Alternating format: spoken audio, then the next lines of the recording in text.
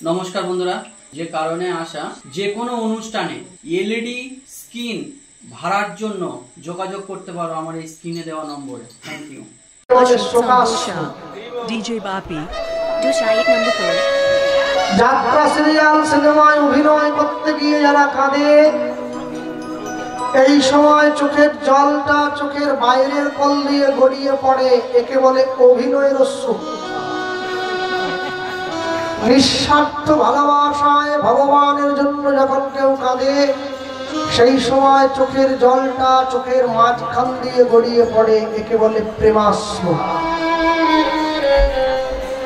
রঘুনাথ দাসের বাবা জ্যাঠা সবাই মিলে ঠিক করলো ছেলেটাকে একটা বিয়ে দিয়ে দিতে পারলে সংসারে মনটা বসে যাবে। যতক্ষণ না পর্যন্ত সন্তানের মন স্থির হয় বিয়ে দেওয়া যাবে না। রঘুনাথ দাসের জন্য মেয়ে দেখা হচ্ছে চতুর্দিকে। জমিদার বাড়ির ছেলে, তার সঙ্গে কি যে সে মেয়ের বিয়ে দেওয়া যায়? রঘুনাথ দাসের ঘরে প্রত্যেক দিনের বিধবা মা আসত রঘুনাথ দাসের ঘর পরিষ্কার করার জন্য। যে মেয়েটির নাম ছিল রেবতী দাস, তার একটি মাত্র কন্যা ছিল যার নাম কমলা। রেবতীকে দেখেই মনে পড়ে গেছে, যদি ওর মেয়ের সঙ্গে আমাদের ছেলের বিয়েটা দিতে পারি তাহলে রঘুনাথকে, আমাদের ওই বৌমাকে যেমন বলবো তেমন চলবে। গরিবের মেয়ে না। পরের দিন সকালবেলায় রেবতী দাস কর্মে আসার আগেই জমিদার দুই ভাই গিয়ে রেবতী দাসের বাড়ির দরজায় দাঁড়িয়েছে। যখন রেবতীর বাড়ির দরজায় দাঁড়িয়েছে, মনে রাখবে সব সময়ের জন্য বড় লোকের বাড়িতে গরিব যদি আত্মীয় হয়ে যায়, বড় লোক খুশি হয় না। কিন্তু গরিবের বাড়িতে বড় লোক যদি আত্মীয় হয়ে আসে, গরিব বড় খুশি হয়। বসতে দিয়েছে, আসন পেতে দিয়েছে, পাদ্য অর্ঘ দিল। জমিদার মশাই বসে রেবতীকে বলছে, শোনো রেবতী, তোমার একটা মেয়ে আছে, একটু ডেকে আনো তোমার। ডেকে এনেছে। মেয়েটি এসে প্রণাম করছে। জমিদার মশাই নিজের গলার স্বর্ণ হার খুলে মেয়েটিকে পরিয়ে দিয়ে বলছে, মা, একটা অনুরোধ নিয়ে তোমার কাছে এসেছি, তুমি যাবে আমাদের ঘরে আমাদের ছেলের পুত্রবধূ হয়ে? মনে রাখবে, যে বাড়ির বৌমা অনেক ভালো রান্না করতে পারে সে আদর্শ গৃহবধূ নয়। যে বাড়ির বৌমা অনেক দূর লেখাপড়া করেছে, the well educated wife, সে আদর্শ গৃহবধূ নয়। যে বাড়ির বৌমা খুব ভালো করে শাড়ি পরতে পারে সে আদর্শ গৃহবধূ নয়। যে বাড়ির বৌমা অনেক বড় চাকরি করে সে আদর্শ গৃহবধূ নয়। যে বাড়ির বৌমা, যে বাড়ির স্ত্রী পুরো পরিবারের হাত ধরে গোবিন্দ চরণে নিয়ে যেতে পারে সেই হচ্ছে আদর্শ গৃহবধূ। তার জন্য পুরো সংসারটার কল্যাণ হয়। সে নিজের মন্দ চায়, সংসারের ভালো চায়। কিন্তু বাকি যত আমাদের দেখছেন, আমরা নিজের ভালো আগে চাই, তারপরে নিজের ভালো চেয়ে বেশি হলে তারপরে সকলের ভালো চাই। ভক্তমন্ডলী মায়েরা, ভক্তমন্ডলী ভক্তিমতী মায়েরা মনে রাখবেন সব সময়ের জন্য, যেই কথা বলেছে তোমাকে বাড়ির পুত্রবধূ হয়ে যেতে হবে, মেয়েটির চোখে জল এসেছে। কেন বলুন তো? রঘুনাথের মতো পণ্ডিত, রঘুনাথের মতো সুপুরুষ, রঘুনাথের মতো বড় লোক জমিদার, নিষ্ঠাচারী, জগতে সব খুঁজে পাবে। ভালো গাড়ি, ভালো বাড়ি, ভালো পয়সা, দেখতে ভালো, শুনতে ভালো, সব ভালো। চরিত্রবান নারী পুরুষ পাওয়া বড় মুশকিল।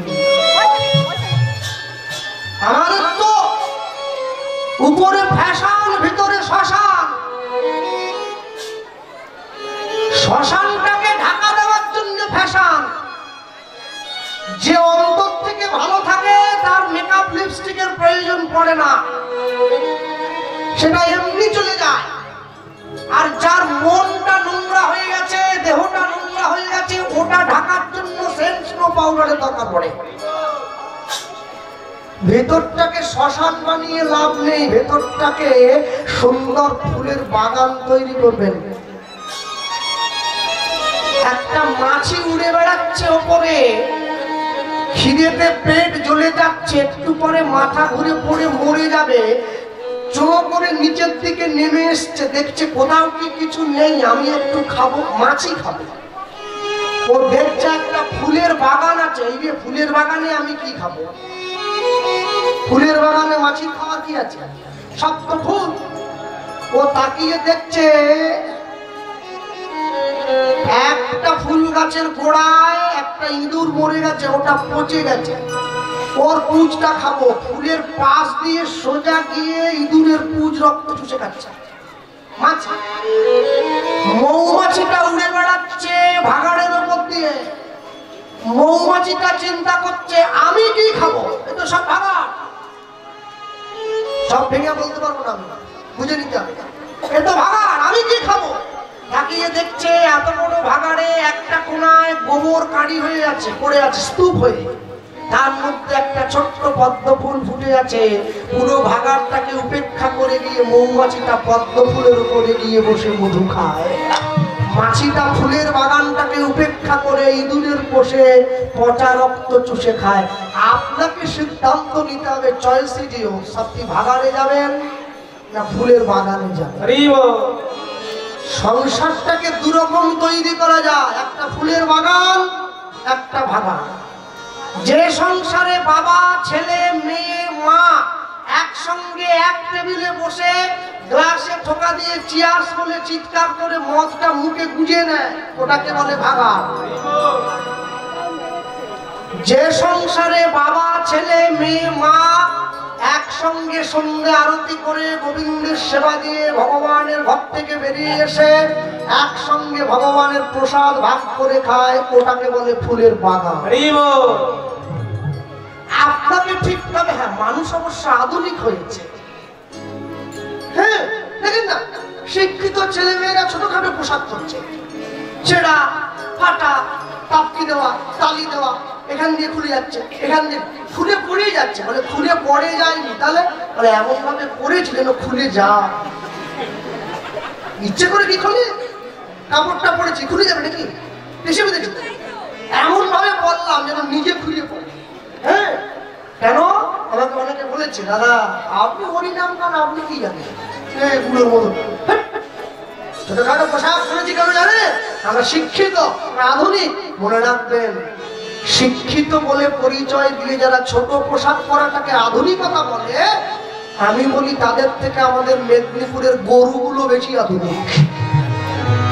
ওরা কোনো পোশাকই পরে না, এমনি পরে, তাহলে তো ওরাই শিক্ষিত। যে শিক্ষার ব্যবহার নাই সে শিক্ষার মুখে পড়ুক ছাই। বাপ মা সবসময় ছেলেটাকে খোটাচ্ছে, কি রে আমেরিকা যাবিনি, তো দাদা চলে গেল, তো দাদা চলে গেল আমেরিকা পাঠাচ্ছে, ব্যাস ছেলে একবারে জেদ নিয়ে পড়ে আমেরিকা চলে গেছে। প্রথম প্রথম ছেলের মনে খুব আনন্দ, বুঝলে, গোটা ফতেপুর ঘুরে বেড়াচ্ছে ছোট করে, আমার ছেলে আমেরিকায়, আমার ছেলে। 1 বছর পেরিয়ে গেছে, ছেলে তো আসেনি, এইবারে বুড়ো বুড়ি একা হয়ে যাচ্ছে, নিঃসঙ্গ। এই অবস্থায় একে পঞ্চানন্দ, তার উপরে ধুলোর বন্ধ, পুরো চান করতে গিয়ে বাথরুমে পড়ে গেছে কোমর ভেঙে, শেষ হয়ে গেছে, হয়ে গেছে, আর চলতে পারবে না। ছেলে তো আমেরিকা, বস্তা করে টাকা পাঠিয়ে দিচ্ছে। পাড়ার লোকের কাছে ছেলের মা গিয়ে কাঁদে, আমার ছেলেটা এলো না। পাড়ার লোকেরা ডাক দিয়ে বলে, টাকার বস্তাকে জড়ি ধরে বলো মা বলে ডাক, এখানে ছিল তো সহ্য হলো নীতি, খেদি আমেরিকা পাঠিয়ে দিল তাকে। হ্যাঁ, বুড়ো হুইল চেয়ারে বসে আছে, বুড়ি ঠেলে নিয়ে হসপিটালে যাচ্ছে, ছেলে কোথা আমেরিকা, কি সুখ পাচ্ছে। বিবেকানন্দ বললেন, যে শিক্ষা আমার স্বদেশ ভুলিয়ে দেবে তাকে আমি শিক্ষা বলে মনে করি না, যে শিক্ষা আমার দেশ ভুলিয়ে দেবে তাকে আমি শিক্ষা বলে মনে করি না। ভক্তমন্ডলী মায়েরা সব সময়ের জন্য, রঘুনাথ দাস যখনই এই কথা শুনলো, তার বিয়ের জন্য মেয়ে দেখা হচ্ছে। রঘুনাথ দাসের বাবা জ্যাঠা গিয়ে মেয়েটাকে বলছে, শোনো মা তোমাকে কাজ করতে হবে না, ঘর মুছতে হবে না, বাসন মাজতে হবে না, কাপড় কাচতে হবে না। তুমি একটা কাজ করবে। কি কাজ? তুমি তোমার দেহ দিয়ে, মোহ দিয়ে, মায়া দিয়ে, যৌবন দিয়ে, রূপ দিয়ে রঘুনাথকে ভুলিয়ে রাখবে। কেন? রঘুনাথ যেন গৌর ভজন না করে, গৌর ভজন না করে, গৌর ভজন না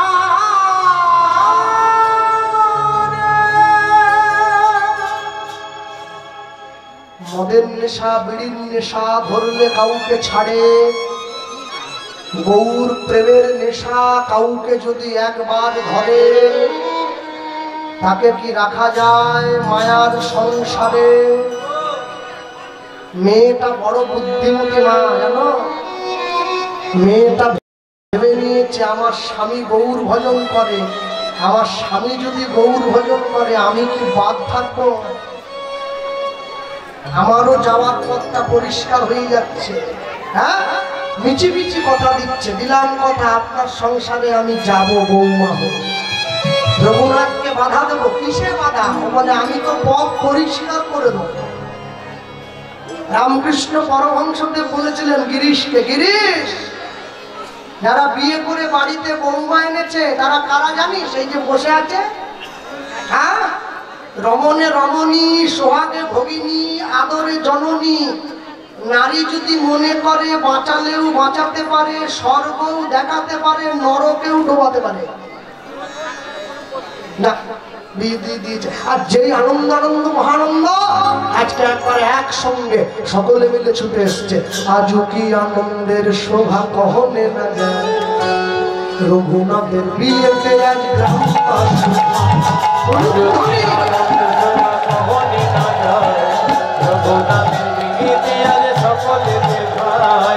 আজও কি আনন্দের শোভা কহনে না যায়, রঘুনাথের বিয়েতে আজ গ্রামবাসী।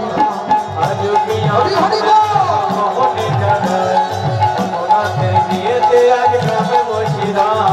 ঢাক বাজে, ঢোলক বাজে,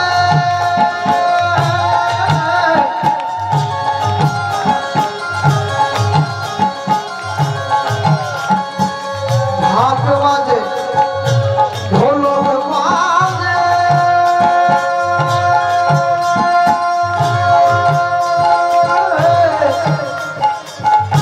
শঙ্খ করতাল, সুমধুর সানাই বাজে, শুনিতে রসাল। হরি হরি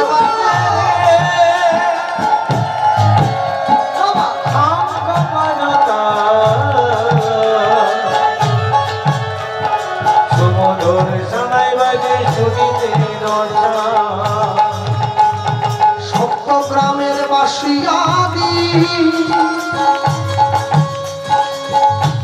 যত নর নারী গো, নর নারী উলুধ্বনি করে সবে রঘুনাথেরি।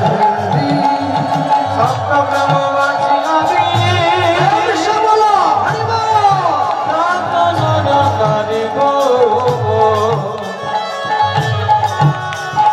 যত নর নারী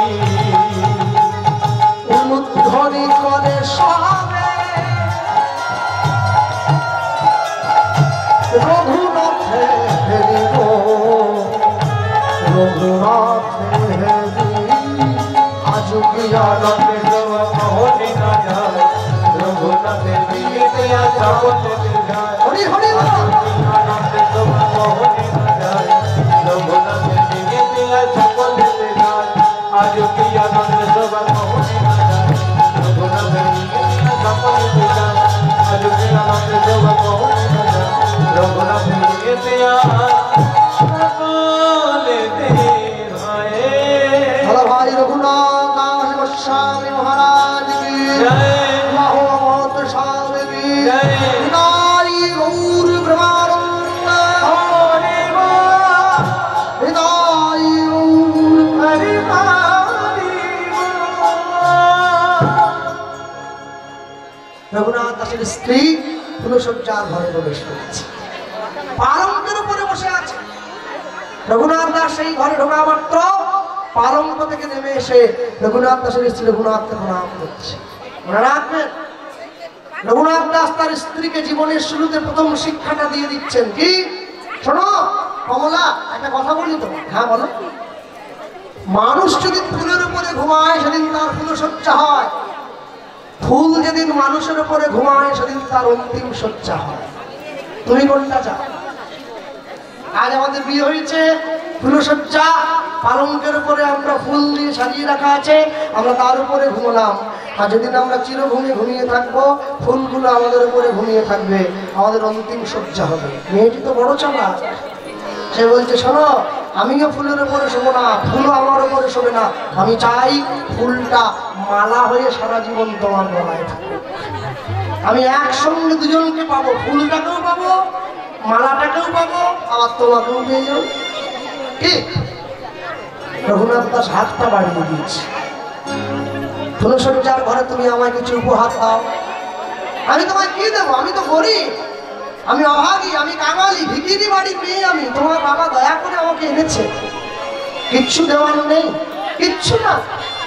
আচ্ছা একটা জিনিস, নারী জাতির জীবনের সব থেকে মহামূল্যবান বস্তু কি জানো কেউ? তার সম্মান। তার সম্মান। যে নারী নাসিকায় রইয়াছে একাধিক পুরুষের ঘ্রাণ, সে কি করে বুঝিবে এক পুরুষকে ভালোবেসে বেঁচে থাকার কিংবা সম্মান? Health lost, something lost. Money lost, something lost. Property lost, nothing lost. But character lost. Everything is lost. আমার জীবনের সব থেকে মহামূল্যবান আমার এই চরিত্র, আমার এই সম্মান, আমি আজ থেকে তোমায় তুলে দিলাম। হাত জোড়ো করে চরণের কাছে বসে পড়েছি। আর আমরা বলতেই পারি বিশ্বকবির ভাষা দিয়ে, মম জীবন যৌবন মম অখিল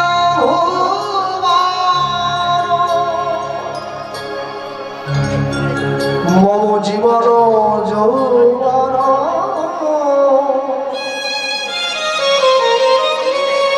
মম অখিল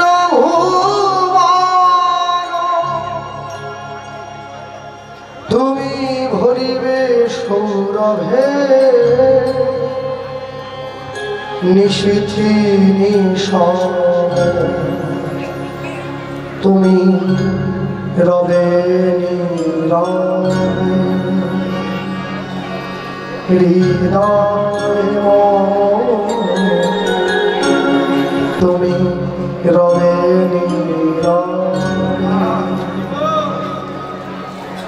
দেওয়ার মতো একটাই জিনিস, আর আমার তোমাকে দেওয়ার মতো কিচ্ছু নেই। রঘুনাথ দাস নিজের স্ত্রীকে তুলে বক্ষ মাঠে জড়িয়ে ধরেছে। আরেকটা জিনিস চাই, যে কি চাও? একটা অনুমতি চাই, আমি গৌর চরণে যাবো, অনুমতিটা দাও। পরীক্ষা করার জন্য স্ত্রী বলে উঠছে, শোনো তুমি যাবে, আমি জানি তুমি থাকবে না, কিন্তু স্বামী আজকে রাত্রিটা থেকে গেলে কালকে সকালবেলা গেলে হতো না? না, আমি জমিদারের সন্তান, হিরণ্যবর্ধন দাসের একমাত্র সন্তান। শোনো আজকে রাত্রিটা আমি তোমার কাছে থাকলে আমার এই দেহটা তোমার সেবায় দিতে হবে। উচ্ছিষ্ট দেহ নিয়ে কি গৌর চরণে যাওয়া যায়? তাই আমি সিদ্ধান্ত নিয়েছি এই নিখুঁত দেহটা দিতে যদি হয় তার চরণে দেব, আর যদি না যেতে দাও সারা জীবনে কোনোদিন যাব না, তোমার সঙ্গে সংসারের সেবা করব। রঘুনাথ দাসের স্ত্রী দরজাটা খুলে দিয়েছে, তুমি চলে যাও। এই তো স্ত্রী নিজের সুখ ত্যাগ করে স্বামীকে পাঠিয়ে দিচ্ছে ঈশ্বরের চরণে। তাকে প্রণাম করবে নাকি আমাকে করবে? তাকে ভালোবাসবে নাকি আমাকে বাসবে? রঘুনাথ দাসের ইচ্ছে কি বলছে, আমি গৌর বদন করি ধারণ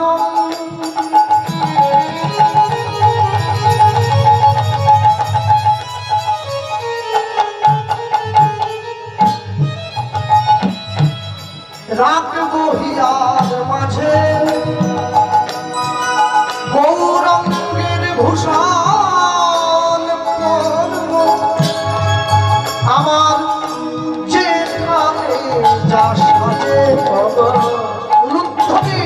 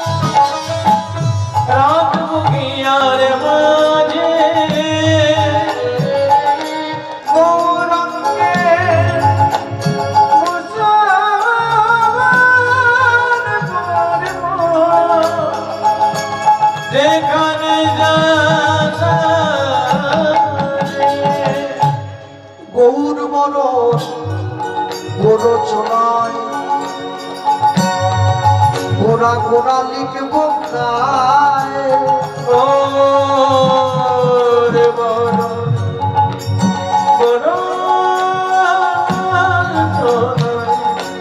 সাতী নক্ষত্রে বৃষ্টি হলে সেই বৃষ্টির জল যদি ঝিনুকের মধ্যে পড়ে মুক্ত সৃষ্টি হয়, সেই বৃষ্টির জল বাঁশের মধ্যে পড়লে বংশলোচনের সৃষ্টি হয়, সেই বৃষ্টির জল হরিণের নাভিতে পড়লে কস্তুরীর জন্ম হয়, সেই বৃষ্টির জল সাপের মাথায় পড়লে নাগমণির জন্ম হয়, সেই বৃষ্টির জল হাতির মাথায় পড়লে গজমতির সৃষ্টি হয়, সেই বৃষ্টির জল গরুর সিংহের মাথায় পড়লে গোরচনার সৃষ্টি হয়। সেই গোরচনা দিয়ে দিল গৌর গর গোরচনা গোরা গোরা লিখবো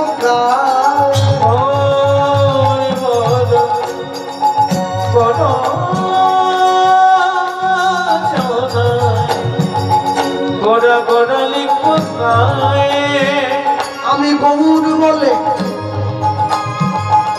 ভেসে যাব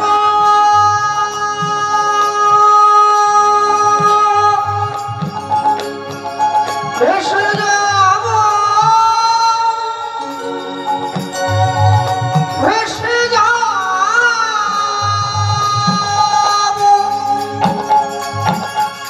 গৌর বলে ভেসে যাব সেই সোনা নদিয়ায় আদি গৌর বলে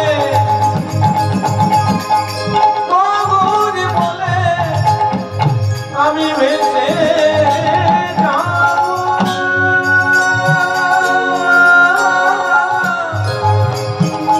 সেই সোনার আমি কুলের মূল উপারিয়া ভাসাইলাম গঙ্গার জলে কুলের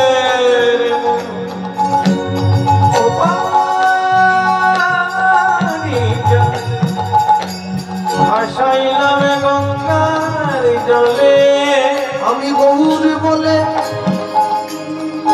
জীবন যৌবন সমর্পিব চরণ তলে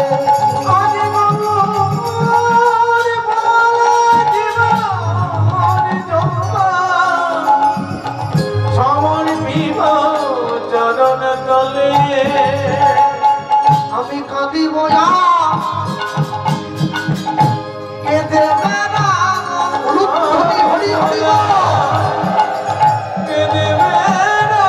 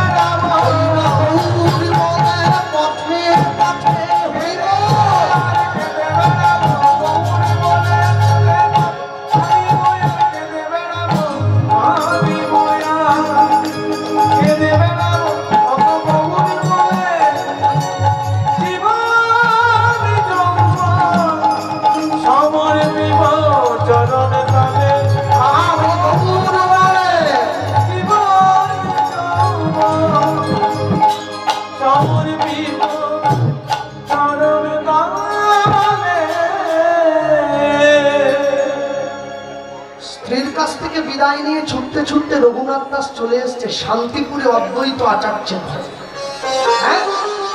সেইখানে মহাপ্রভুর চরণে পড়লো, বিয়ের পোশাকটা পরা আছে। প্রভু, আমি স্ত্রীর কাছে যাই নাই, এই দেহটা তোমার চরণে দিতে এলাম। ভেবে দেখো, 100 কোটি টাকার সম্পত্তির মালিকের ছেলে, কালকে ভারত জিতেছে না চ্যাম্পিয়ন্স ট্রফি,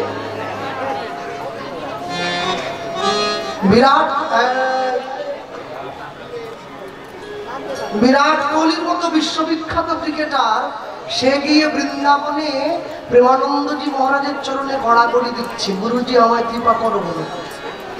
বিরাট কোহলির মতো খেলোয়াড়, যার নাকি পৃথিবীর প্রত্যেকটা দেশে বাড়ি আছে, এত পয়সা তার। পুরো খেলোয়াড় টিমের জন্য 4টে সিকিউরিটি, তার একার জন্য 10টা, মানে একা একটা টিমের থেকে বেশি ওজন তার। সে গিয়ে বৃন্দাবনের ভোজের ধুলিতে গড়াগড়ি দেয়, রাধে দয়া করো, কৃষ্ণ কৃপা করো। আর আমাদের পাড়ায় লালটুর বাপ, লালটু না এলাকা আমাদের পাড়ায় বলছে, হ্যাঁ তার বাপ 20,000 টাকা বেতন পায়, কোম্পানি কাজ করে, বলে ভগবান বলে কেউ নেই, সব আমি। বিরাট কোহলি ধুলোয় করে, লালটুর বাপ বলে সব আমি। যে বুঝেছে সে মরেছে, না বুঝেছে ভালো আছে, আধা বুঝে প্রাণ গেছে, বড় সমস্যা। সব সময়ের জন্য জানবেন, আপন ইচ্ছায় জীব কোটি বাঞ্ছা করে, কৃষ্ণ পুরাইলে জীবের বাঞ্ছা তবে। আমাদের জীবনে চাওয়া অনেক, লটারির টিকিট কাটছে সবাই, সকলে পাবে নাকি? একজনা পাবে। কে পাবে? যে রেখে এসেছে সে পাবে। হরিনামের জন্য কমিটির ছেলেরা ভিক্ষা করতে যায়, ও বেটা 21 টাকা দেয়। 21 টাকা কমিটিকে ভিক্ষা দিয়ে টিকিট কেটে চিন্তা করে 1 কোটি লাগবে। 21 টাকার সুদ 1 কোটি টাকা। পৃথিবীতে কোন ব্যাংকে দেয়? আগে জমা করো, পরে তো তুলবে। জমাই করলে নিশ্চিত তোলার জন্য ব্যস্ত। কি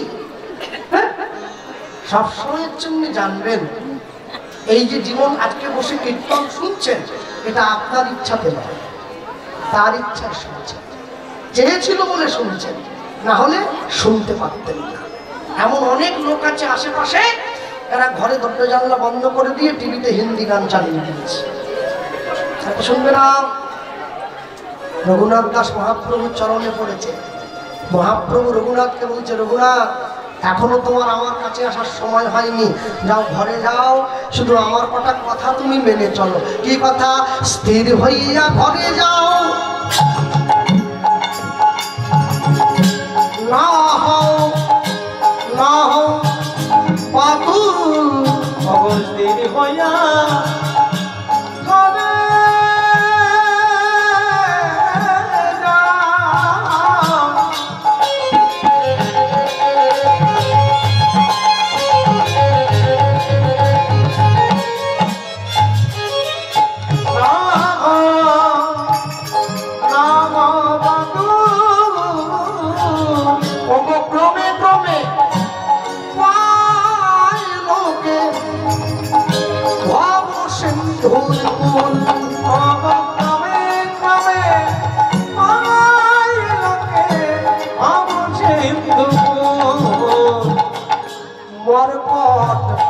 বৈরাগ্য না করিবে লোক দেখাইয়া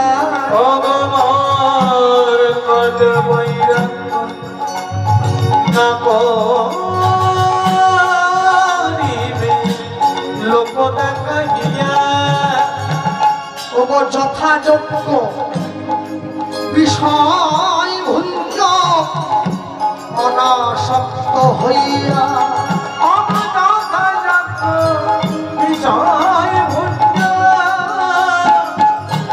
অনাসক্ত হইয়া অন্তে নিষ্ঠা রাখিবে বাহ্যে লোক ব্যবহার অন্তে নিষ্ঠা রাখিবে বাহ্যে লোক ব্যবহার অবয় অচিরাতে কৃষ্ণ তোমায় করিবে উদ্ধার কৃষ্ণ করিবে উদ্ধার রঘুনাথ অচিরাতে কৃষ্ণ তোমায় করিবে উদ্ধার অবয়াচিরাতে কৃষ্ণ তোমায় করিবে উদ্ধার হাতটা ধরে প্রভু আমার স্ত্রীর জন্য কিছু নেই ওই তো আমার পাঠানো বসো ওই তো পাঠানো ও যখন পাঠিয়েছে ওর জন্য কিছু আছে তো হাতে কাজ মুখে হরিনাম সদাই করিবে অবহারে মুখে হরি সদাই করিবে ওগো তুমি না ডাকিলে কৃষ্ণ তোমারে ডাকিবে হরি হরি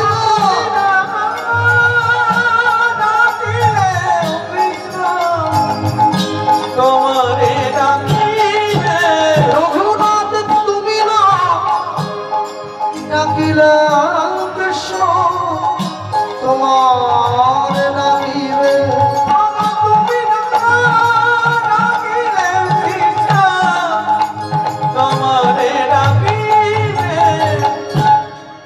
বলি যাও রঘুনাথ যাও গভীরে যাও রঘুনাথ যাও গভীরে ও কৃষ্ণের সংসার করো ঘরে ফিরে যাও রঘুনাথ যাও গভীরে তোমার আর কোনো দুঃখ রবে না যাও রঘুনাথ যাও গভীরে তুমি আমার কথা মন দিয়া শোনো যাও রঘুনাথ যাও গভীরে এবার প্রেমার হরি কহ শুনে যাও রঘুনাথ যাও গভীরে যাও রঘুনাথ যাও গভীরে যাও রঘুনাথ যাও গভীরে বাবা তুমি না ডাকিলেও কৃষ্ণ তোমারে ডাকিবে ওগো তুমি না ডাকিলেও কৃষ্ণ তোমারে ডাকিবে রঘুনাথ দাস ঘরে ফিরে এসেছে হ্যাঁ আর শুরুতে বলেছিলাম সাধু সঙ্গ রঘুনাথ দাসের ছোঁয়াবে তার স্ত্রীকে দেখো তাকিয়ে দেখো যখন রঘুনাথ যায় গঙ্গা স্নানে তার স্ত্রী তখন ফুল বাগানে বাবা রঘুনাথ যখন যায় গঙ্গা স্নানে তার স্ত্রী তখন ফুল বাগানে রঘুনাথ যখন গৌরের সেবায় বসে তার স্ত্রী পাশে বসে চন্দন ঘষে রঘুনাথ যখন গৌরের সেবায় বসে তার স্ত্রী পাশে বসে চন্দন ঘষে ওগো রঘুনাথ যখন গৌরের নাম করে তার স্ত্রী নয়ন জলে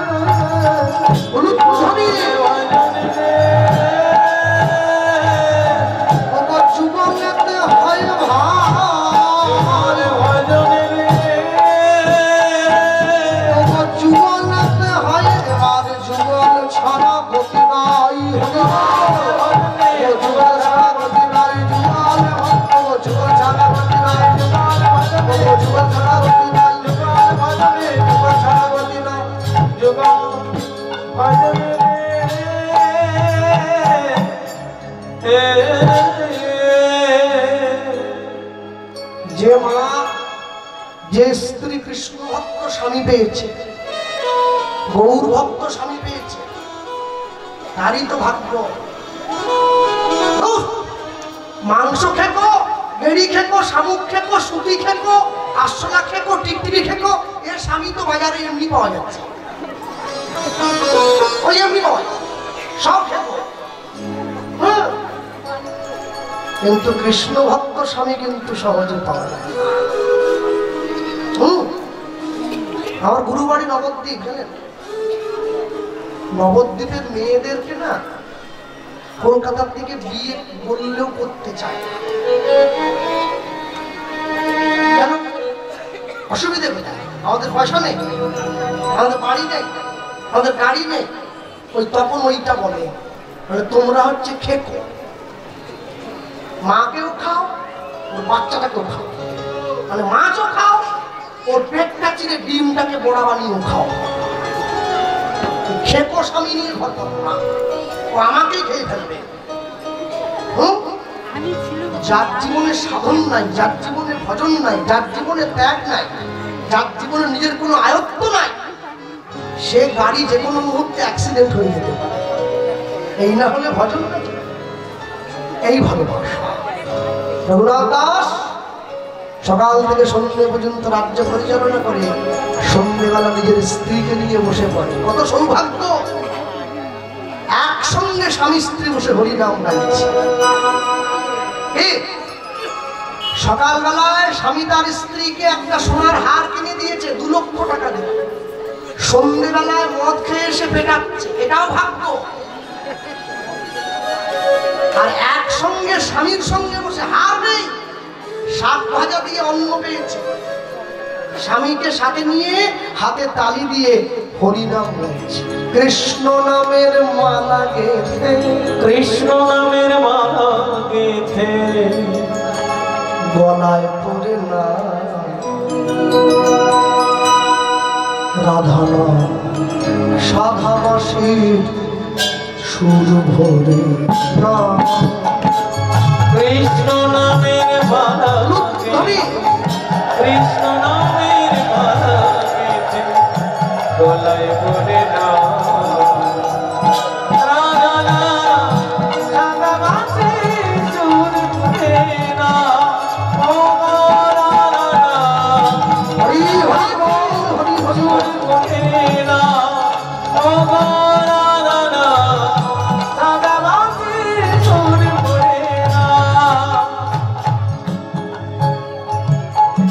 মুসলমান ভাইদের রোজা মাস চলছে, রমজান মাস। সব মুসলমান কিন্তু পুরো 1 মাস রোজা পালন করতে পারবে না, খুব কষ্ট। সূর্য ওঠা থেকে সূর্য অস্ত পর্যন্ত, জল তো দূরে থাক, মুখের লালা পর্যন্ত গেলা যায় না। কেউ 3 দিন পালন করে, কেউ 4টে পালন করে, কেউ 5টা, কেউ 10টা, কে যেমন পারে। আস্তে যে বাড়ির মুসলমান ভাই রোজা পালন করছে তার স্ত্রীকে গিয়ে একটু জিজ্ঞাসা করবেন, তোমার স্বামী যে আজকে রোজা রেখেছে, তুমি সারাদিনে ওর সঙ্গে কতবার ঝগড়া করেছো? মানে কথাই বলি, কেন? ও আল্লাহর নামে ব্যস্ত আছে।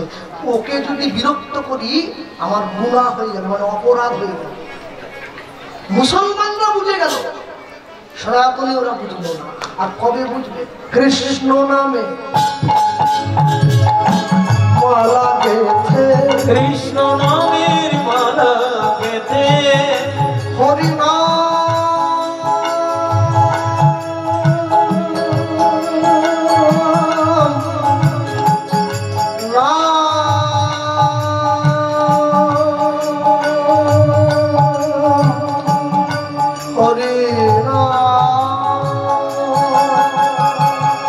কৃষ্ণ নামে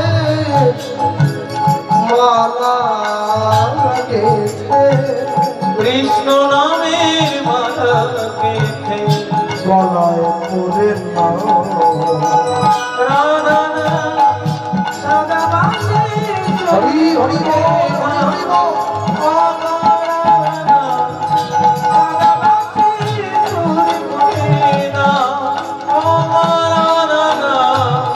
সাদা বাসে সুর দূর করে না আপন করিয়া গাও সেই নাম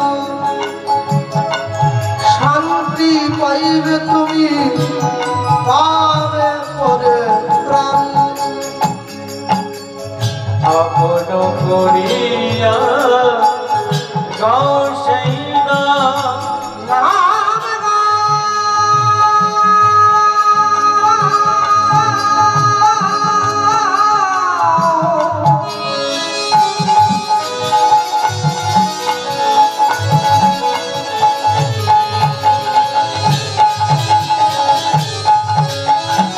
গাও হরি রাম কৃষ্ণ নাম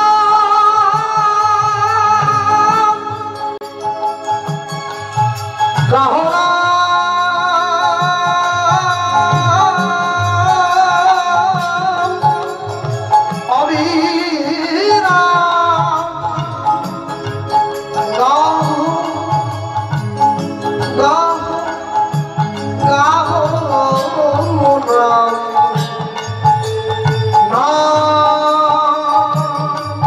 অবিরাম গাও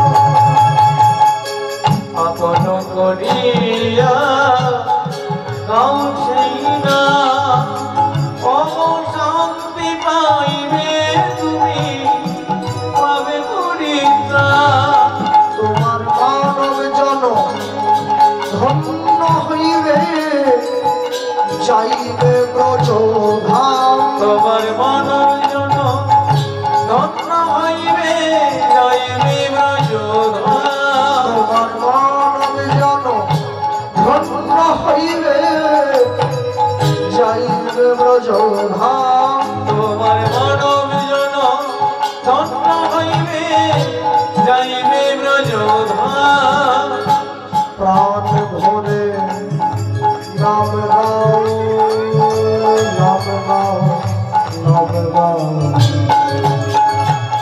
রাধা সাদা মাঝে চুরি করে না রূপধনী রাধা সাদা মাঝে চুরি করে না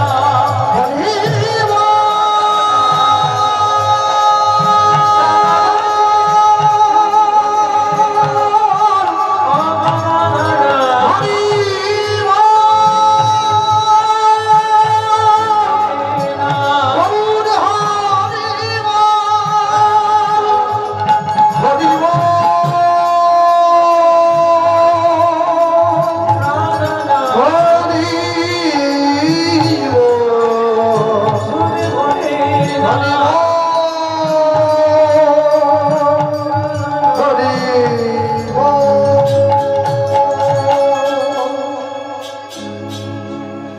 একদিন দুদিন তিন দিন রাতের অন্ধকারে ঘরের মধ্যে শুয়ে রয়েছে হঠাৎ করে স্বপ্ন দিয়ে কে আমি নিত্যানন্দ রঘুনাথ আমার কৃপা না নিয়ে তুই গৌর পেতে চাইছিস তুই তো বড় বোকারে বড় বুড়ো নিত্যানন্দ এই অবতারে জীবের চৈতন্য জানায় যারে সে জানিবে তারে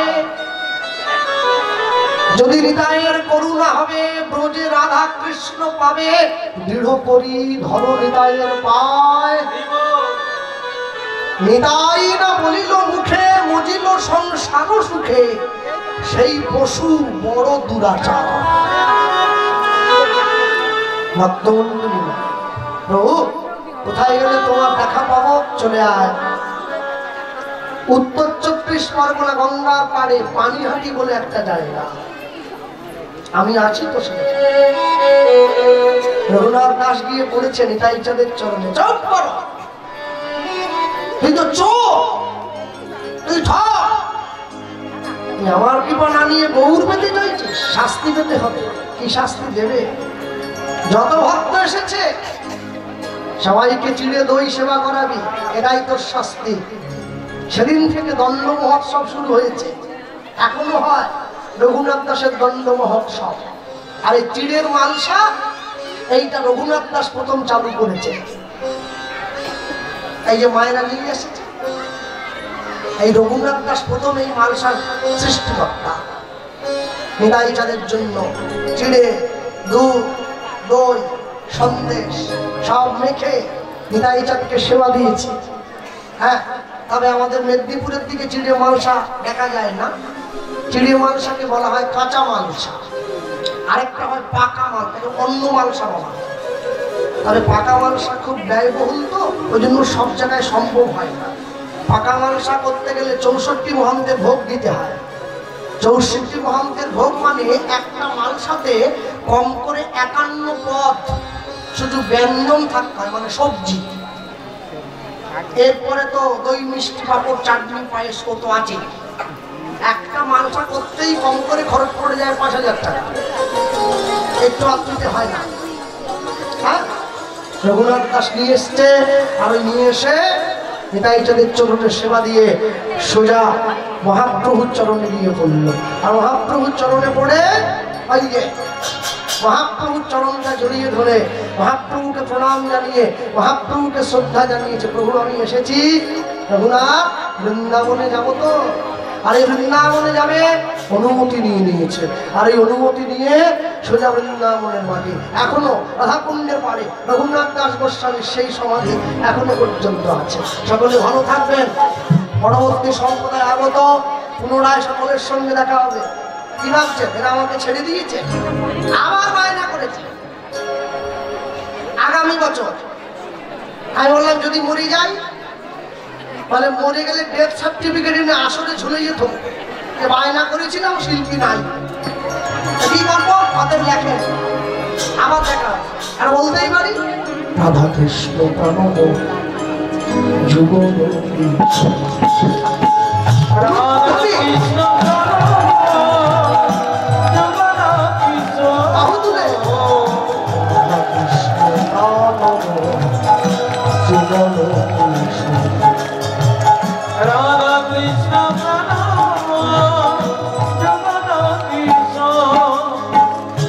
জীবনে মরণে গতি, জীবনে মরণে গতি আর নাহি জীবন